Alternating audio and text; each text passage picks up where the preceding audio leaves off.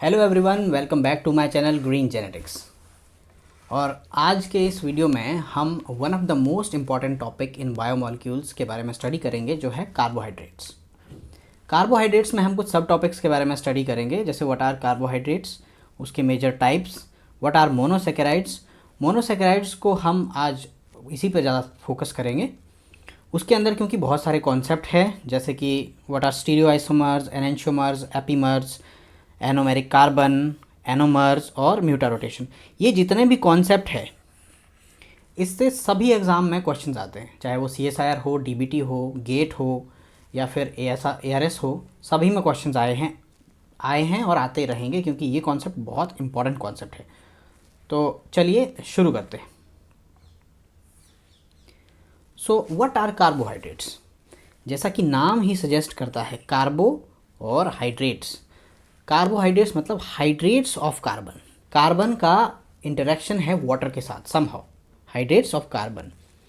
तो CnH2ON, इसका जो जनरल फार्मूला बनता है CnH2n और ON, मतलब कि कार्बन, हाइड्रोजन और ऑक्सीजन इसमें 1:2:1 के रेशो में प्रेजेंट है।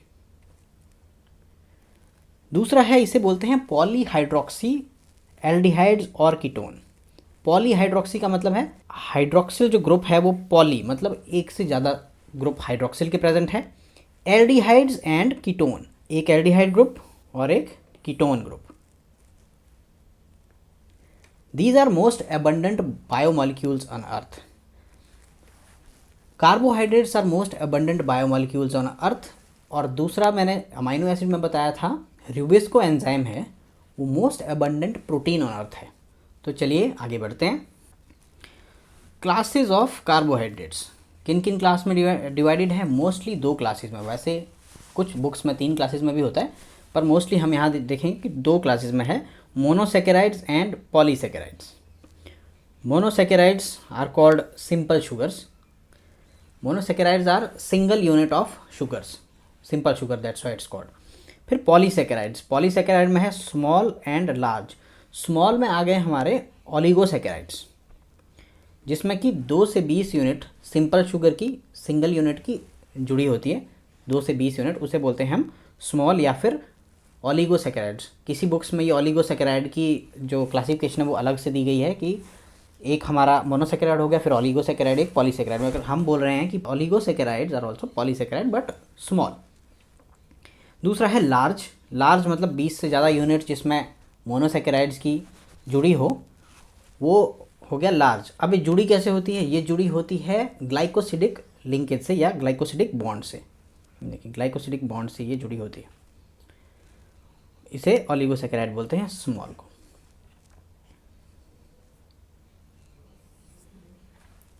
अब हम डिस्कस करेंगे जो सबसे इम्पॉर्टेंट, आज जो हम कॉन्सेप्ट्स डिस्कस करने वाले हैं वो है मोनोसेकेराइड्स के ऊपर based. Monosaccharides are simplest sugar, single unit of sugar है, cannot be further hydrolysed into sugar. मतलब ये सिंपल शुगर है, एक सिंगल यूनिट शुगर की, हम इसको हाइड्रोलाइज करके और शुगर मॉलिक्यूल जनरेट नहीं कर सकते। अगर हम इसको तोड़ते हैं तो शुगर नहीं जनरेट होगा। इसका मतलब है, अगर जैसे सिंपल कोई भी शुगर है उसको तोड़ेंगे तो हाइड्रोजन अलग हो जाएगा, कार्बन अलग हो जाएगा, या फिर उसके जो डिफरेंट मॉलिक्यूल्स अलग हो जाएंगे, लाइक जैसे OH ग्रुप अलग हो गया, कुछ भी, या वाटर मॉलिक्यूल निकल गया। ये चीज़ें हमको मिल सकती है अगर हम सिंगल को तोड़ेंगे तो, लेकिन शुगर मॉलिक्यूल एक अकेला नहीं मिलेगा, इसलिए इसे सिंपलेस्ट शुगर बोलते हैं। और जितने भी मोनोसेकेराइड्स है वो सभी रिड्यूसिंग शुगर हैं। शुगर 2 तरह की होती है, रिड्यूसिंग शुगर और non reducing sugar. Reducing sugar में क्या होता है कि शुगर में 2 ग्रुप्स प्रेजेंट है, एल्डिहाइड और कीटोन ग्रुप्स। किसी शुगर में कीटोन ग्रुप है, किसी में एल्डिहाइड ग्रुप है।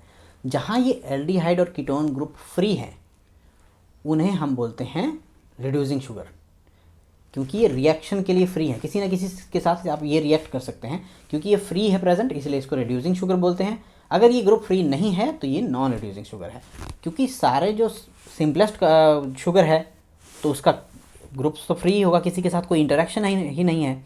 और जो पॉलीसेकेराइड्स है उसमें क्योंकि इनमें इंटरेक्शन रहती है ग्रुप्स में, तो वो फ्री नहीं रहते हैं। फ्री नहीं है तो वो नॉन रिड्यूसिंग हो जाते हैं।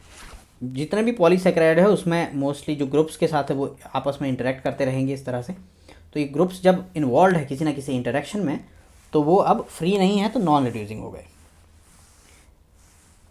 जो सबसे सिंपलेस्ट शुगर है वो है ट्रायोज। ट्रायोज क्यों? 3 कार्बन का होना बहुत ज़रूरी है, क्योंकि हमने देखा पॉलीहाइड्रोक्सी ग्रुप होना ज़रूरी है। तो पॉली तो तभी होगा जब 2 OH ग्रुप होंगे। पॉलीहाइड्रोक्सी तो मिनिमम 2 OH ग्रुप की रिक्वायरमेंट है पॉलीहाइड्रोक्सी के लिए। और CHO ये आपके पास हो गया एल्डिहाइड ग्रुप। एक एल्डिहाइड ग्रुप, 2 पॉलीहाइड्रोक्सी, और इस तरह से ये है ट्रायोज शुगर, सिंपलेस्ट शुगर। ऐसे ही जो सिंपलेस्ट शुगर जो है वो डिफरेंट हो सकती है, जैसे कि ये 3 कार्बन वाली है, 3 कार्बन को ट्रायोज बोलते हैं। फिर 4 कार्बन टेट्रोज, फिर पेंटोज, फिर हेक्सोज और फिर हेप्टोज। आज जो हम पढ़ेंगे या फिर जो बायोलॉजिकली इम्पॉर्टेंट शुगर है वो है हेक्सोज, मोस्टली हेक्सोज। ये भी इम्पॉर्टेंट है, पेंटोज, टेट्रोज, ट्रायोज ये सारे भी इम्पॉर्टेंट है, बट ये मोस्टली जो है वो जितने भी हमारे बायोलॉजिकल जो साइकिल चलता है कोई भी एनर्जी वाला, तो उसमें जो इंटरमीडिएट्स है उसके रूप में ये प्रेजेंट होती है बीच में। तो सबसे पहले सिंपलेस्ट शुगर जो है वो है ट्रायोज, 3 कार्बन की ये शुगर है। और सबसे जो सिंपलेस्ट शुगर उसको नाम दिया गया है ग्लिसरैल्डिहाइड। ये जो स्ट्रक्चर है ग्लिसरैल्डिहाइड, इसमें एक एल्डिहाइड ग्रुप है यहाँ पे, फिर एक पॉलीहाइड्रोक्सी ग्रुप है, तो ये है सिंपलेस्ट। ये है एल्डिहाइड मतलब type of sugar, aldehyde type of sugar है ये, क्योंकि इसमें एल्डिहाइड ग्रुप है। हमने बात की थी 2, एल्डिहाइड ग्रुप भी हो सकता है और कीटोन ग्रुप भी हो सकता है। दूसरा है कीटोन, ये है कीटोन टाइप ऑफ शुगर, इसे बोलते हैं डाईहाइड्रोक्सी एसीटोन। अब जो देखिए एल्डिहाइड ग्रुप हो गया CHO और कीटोन ग्रुप हो गया C+O, इस तरह से। एक्चुअली कार्बोक्सिल ग्रुप से ये मोस्टली डराइव्ड होता है, मतलब ये देखिए कार्बोनाइल ग्रुप से। C के साथ O तो होता ही है, लेकिन एल्डिहाइड में हाइड्रोजन लगाया, इसमें हाइड्रोजन नहीं लगाया, बस इतना सा अंतर है दोनों में, वैसे ये सेम है। तो जो ग्लिसरैल्डिहाइड है उसमें कायरल कार्बन प्रेजेंट है। अगर आपने मेरा लेक्चर पढ़ा होगा अमाइनो एसिड वाला, तो उसमें मैंने कायरल कार्बन को अच्छे से एक्सप्लेन किया है कि कायरल कार्बन वो कार्बन होता है जिसमें कि सारे फंक्शनल ग्रुप डिफरेंट होते हैं। यहाँ देखिए, इसमें देखिए एक हाइड्रोजन है एक साइड, दूसरी साइड OH ग्रुप है, फिर तीसरी साइड ये CHO ग्रुप पूरा हो गया, ये CH2OH ग्रुप। ये चारों ग्रुप क्योंकि ये डिफरेंट है तो ये कायरल कार्बन है। लेकिन वहीं यहाँ देखिए आप, यहाँ इसमें ग्रुप्स डिफरेंट नहीं प्रेजेंट, 4 ग्रुप्स नहीं प्रेजेंट है। ये देखिए यहाँ C+O है, एक ग्रुप यहाँ है, एक ग्रुप यहाँ है, इसलिए ये कायरल जो इसमें है कोई भी कायरल कार्बन प्रेजेंट नहीं होता है। क्योंकि इसमें कायरल कार्बन प्रेजेंट है ट्रायोज में, ग्लिसरैल्डिहाइड में, तो ये L और D फॉर्म में प्रेजेंट होते हैं। L और D फॉर्म क्या है? अगर bulkier group OH group right side को है तो वो D फॉर्म हो गया, लेफ्ट साइड को है तो वो L फॉर्म हो गया। अमीनो एसिड में हमारा अमीनो ग्रुप के ऊपर से हम डिसाइड करते थे कि अमीनो ग्रुप अगर राइट साइड में प्रेजेंट है तो वो D form of amino acid हो गया, लेफ्ट साइड में प्रेजेंट है तो वो L type of amino acid हो गया। शुगर में OH ग्रुप से डिसाइड होता है। तो डाईहाइड्रोक्सी एसीटोन में क्योंकि कोई भी कायरल कार्बन नहीं है तो इसकी कोई ऑप्टिकल एक्टिविटी भी नहीं है। सो नेक्स्ट है टेट्रोज, 4 कार्बन शुगर। देखिए ये थी 3 कार्बन, 1 2 और 3, 1 2 3, ये 3 कार्बन शुगर थी सबसे सिंपलेस्ट। उसके बाद है 4 कार्बन शुगर। इसके बस इसे वैसे इसके स्ट्रक्चर याद करना इंपॉर्टेंट नहीं है, हाँ बस 3 कार्बन शुगर इसको याद करना इंपॉर्टेंट है क्योंकि ये आगे ग्लाइकोलिसिस में भी आएगी। बाकी इनको याद करना, इनके स्ट्रक्चर याद करना इतना इंपॉर्टेंट नहीं है, आप बस नाम याद कर सकते हो अगर कर सको तो। जैसे इरिथ्रोज, थ्रियोज, इरिथ्रिलोज, ये एल्डिहाइड टाइप ऑफ शुगर है और ये कीटोज शुगर है। इसमें एल्डिहाइड ग्रुप है और इसमें कीटोज है। जस्ट जहाँ भी ULOSE ये वाला सुफिक्स लगा होगा वो कीटोज टाइप ऑफ शुगर होगी, और OSE जो सुफिक्स लगा होगा वो हमारे एल्डिहाइड टाइप ऑफ शुगर होगी। इरिथ्रोज, थ्रियोज, इसमें भी सभी में LD। अब इरिथ्यूरोज में एल्डी है, क्योंकि देखो यहाँ तक तो कोई भी कायरल कार्बन प्रेजेंट नहीं था जब तक ये डाईहाइड्रोक्सी एसीटोन था, मतलब जब तक 3 कार्बन प्रेजेंट थे इसमें तब तक कोई भी कायरल कार्बन प्रेजेंट नहीं था।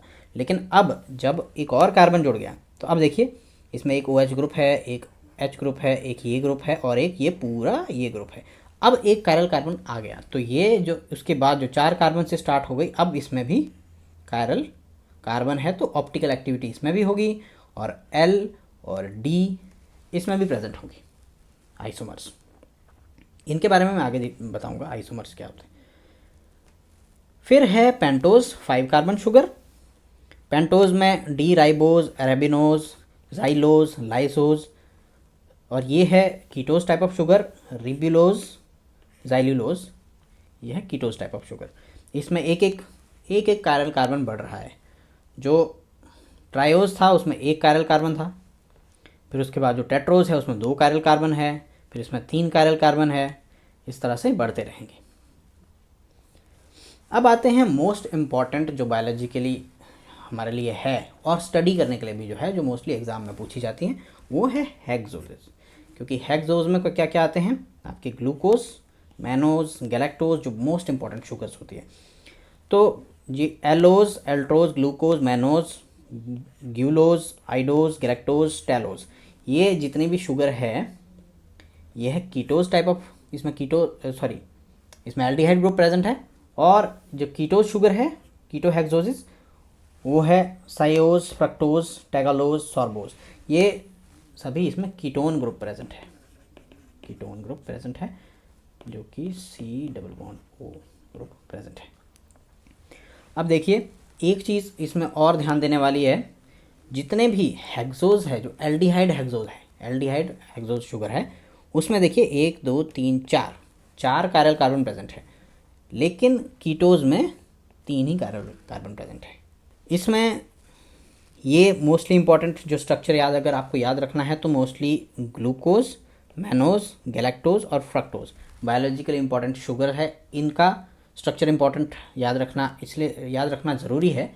ये मैं आगे बताऊंगा कि क्यों ज़रूरी है। ये जो डी ग्लूकोज, डी मैनोज और ये किस तरह से बनते हैं ये मैं आगे बताता हूँ और ये क्यों इम्पॉर्टेंट है। अब आई मेन बात, स्टीरियो आइसोमर्स। जो अभी तक हमने डी और एल पढ़ रहे थे ये सब स्टीरियो आइसोमर्स के अंदर आते हैं। स्टीरियो आइसोमर्स क्या होते हैं? Stereo isomers have the same molecular formula and sequence of bonded atoms. Sequence और फार्मूला, एटम्स वही है, कॉम्पोजिशन वही है, फार्मूला भी वही है। क्योंकि ग्लूकोज का फार्मूला देखोगे तो वही C6H12O6 होगा, मैनोज का भी वही होगा C6H12O6, गैलेक्टोज का भी वही होगा। चेंज कहाँ आता है? चेंज आता है differ in 3D orientation of their atoms in space, कि वो 3D स्ट्रक्चर में किस तरह से प्रेजेंट है, उसके एटम्स किस तरह से प्रेजेंट है, कोई ऊपर है, नीचे है, दाएं है, बाएं है, प्लेन में वो किस तरह से प्रेजेंट है एटम्स। उस वजह से जो चेंज आता है, उस वजह से जो मॉलिक्यूलर चेंज होता है उसे कहते हैं हम स्टीरियो आइसोमर्स। और एक और बात, स्टीरियो आइसोमर बनने के लिए कायरल कार्बन का होना क्यों ज़रूरी है? देखो जैसे हम डिस्कस कर रहे थे कि कायरल कार्बन में चारों ग्रुप डिफरेंट चाहिए तभी वो कायरल होगा वो, और इसी वजह से स्टीरियो आइसोमर्स क्यों बनते हैं। अगर फॉर एग्जांपल मैं कोई भी आपको एग्जांपल देता हूँ, एक मान लो ये एक कार्बन है जिसमें एक CHO ग्रुप है, एक H है, यहाँ एक OH ग्रुप है और यहाँ मान लो यहाँ CH2OH है और यहाँ पे एक H ग्रुप है। ये कायरल कार्बन है, इसे हमने बोल दिया कि ये कायरल कार्बन है जी। कायरल कार्बन है क्योंकि इसमें सारे ग्रुप्स डिफरेंट है, ये अलग है, ये अलग है। तो अब आप इसमें देखिए कि स्टीरियो आइसोमर बनने के लिए कायरल कार्बन का होना क्यों ज़रूरी है। अरेंजमेंट ऑफ एटम है स्पेस में। अगर अब ये OH ग्रुप यहाँ से इधर को चेंज हो गया, मान लो ये यहाँ से इधर शिफ्ट हो गया, यहाँ से ये यहाँ शिफ्ट हो गया, ये यहाँ से यहाँ शिफ्ट हो गया, या ये यहाँ से यहाँ शिफ्ट हो गया, इनकी अरेंजमेंट अगर चेंज हो गई तो ये एक डिफरेंट मॉलिक्यूल प्रोड्यूस कर सकते हैं। वहीं अगर इसकी जगह मान लो इसी की जगह अगर हाइड्रोजन ही होता है यहाँ पे, तो ये ग्रुप सेम है, ये ग्रुप सेम है और ये ग्रुप सेम है, ये दोनों ग्रुप सेम है। अगर ये अब बदल भी गया, ये इधर से इधर आ गया, मान लो ये इधर से इधर आ गया, तो कोई चेंज आएगा? कोई चेंज नहीं आएगा। इसलिए कायरल कार्बन का होना बहुत ज़रूरी है, ग्रुप्स डिफरेंट होना बहुत ज़रूरी है स्टीरियो आइसोमर की फॉर्मेशन के लिए।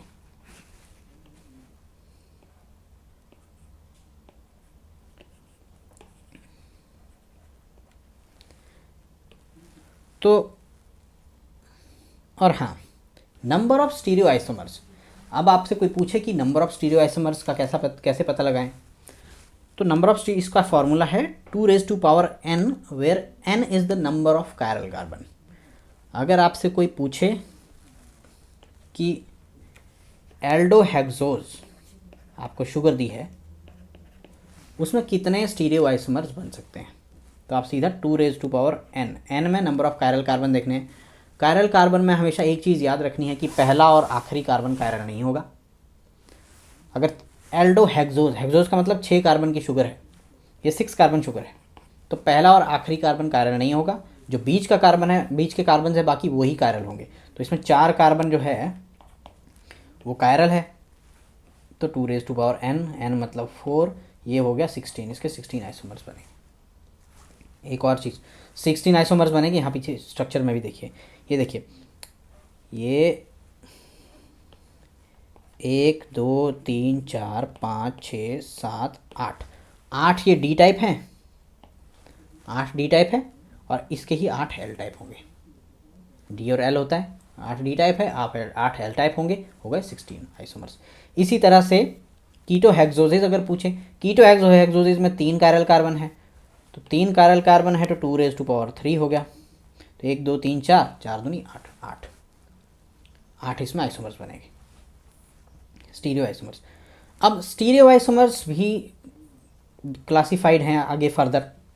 स्टीरियो आइसोमर्स क्लासिफाइड है डायस्टीरियो आइसोमर और एनेंटियोमर्स में।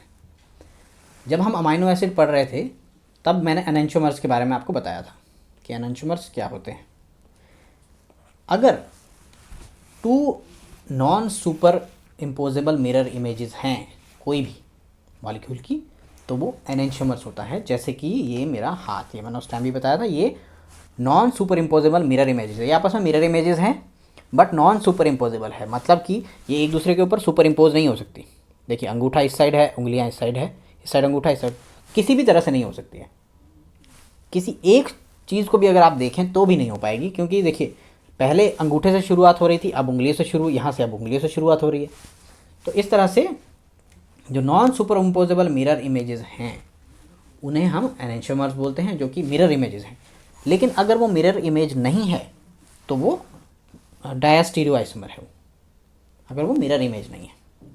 तो जो हमने पीछे जितने भी देखे, जैसे मैनोज है, गैलेक्टोज है, एलोज है, जो डी टाइप कोई भी आपस में जो है, आपस में वो स्टीरियो आइसोमर्स है, डायस्टीरियो आइसोमर्स है, लेकिन एनेंटियोमर्स नहीं है।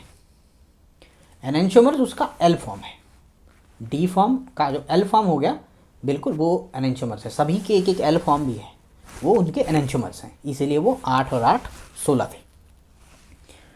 अब इसमें मैं डिस्कस करता हूँ, पहले हम एनेंटियोमर डिस्कस करते हैं, बाकी अच्छा पहले मैं बता देता हूँ। डायस्टीरियो आइसोमर्स वो हुआ जो कि मिरर इमेजेस नहीं हुए। उसमें भी अब जो सिस ट्रांस आइसोमर्स है और एपीमर्स है, सिस ट्रांस आइसोमर्स कार्बोहाइड्रेट्स में मोस्टली नहीं देखते हैं, क्योंकि सिस ट्रांस आइसोमर जो होते हैं वो किसी भी दो उसके ग्रुप में अगर डबल बॉन्ड में प्रेजेंट है, मान लो यहाँ पे इस तरह से प्रेजेंट है, सिस में हो गया, अगर यहाँ पे CH2 यहाँ प्रेजेंट है और यहाँ एक CH2 प्रेजेंट है, यहाँ हाइड्रोजन प्रेजेंट है, यहाँ हाइड्रोजन प्रेजेंट है, अगर दोनों ग्रुप्स सेम प्लेन पे प्रेजेंट है तो ये सिस हो गया।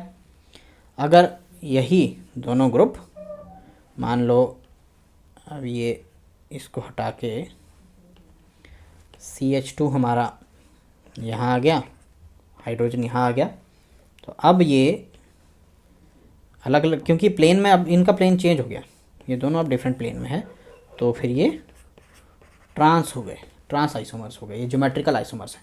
फिर आया epimers. Epimers single chiral carbon में जब चेंज आता है, उनके ऊपर जो फंक्शन ग्रुप में चेंज है, 2 आइसोमर्स जो उसके बनते हैं उसके ऊपर है। ये मैं बाद में डिस्कस करूँगा, आपको अच्छे से तब पता चलेगा जब मैं इसको एग्जाम्पल से और प्रॉपर डायग्राम में बताऊंगा, प्रॉपर उसकी जो स्ट्रक्चर मैं उसमें बताऊंगा, और उसका साइक्लिक फॉर्म एनोमर्स है, ये भी मैं बाद में डिस्कस करता हूँ। ये वीडियो काफ़ी लंबी है तो मैंने इसके 2 पार्ट में डिवाइड किया है, पार्ट 1 एंड पार्ट 2। ये कॉन्सेप्ट ये दोनों ही साइमल्टेनियसली मैं एक के बाद एक अपलोड करूँगा, तो आप चेक कर सकते हैं। पार्ट 1 की वीडियो में इतना ही, part 2 rest of the concepts आप पार्ट 2 की वीडियो में देखिए। Thank you.